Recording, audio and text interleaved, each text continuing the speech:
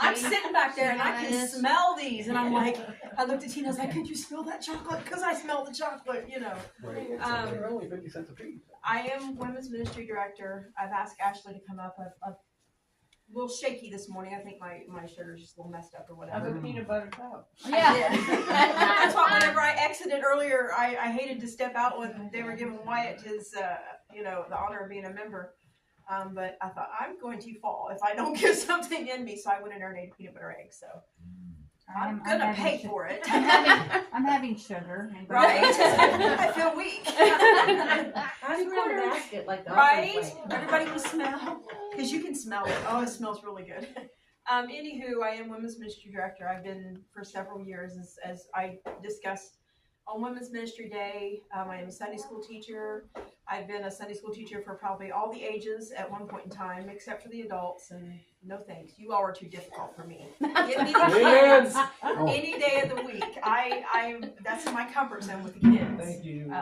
Me and Miss Ashley, we when she gets a chance and she's able, we work with the kids together. We're just big kids. We fit well with them. We do some of the skits and dramas and things like that.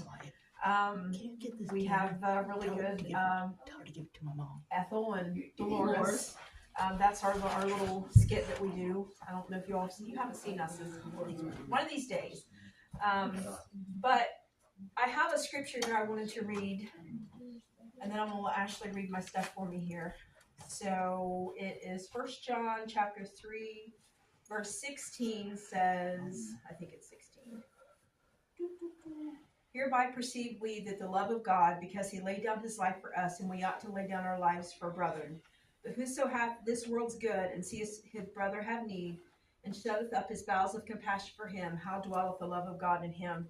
And I thought that was fitting, because as we were talking about working and doing the different jobs and things like that, because I agree, I'm not a big title person. I don't need that title, but it has to come down to, if you are a Christian, I was raised that if you're going to do a job, do it right. Don't, people say, well, I get a paycheck regardless of what I do. No, we raised our kids to know, if you're going to do this job, you're going to do it right. Don't mess around with it.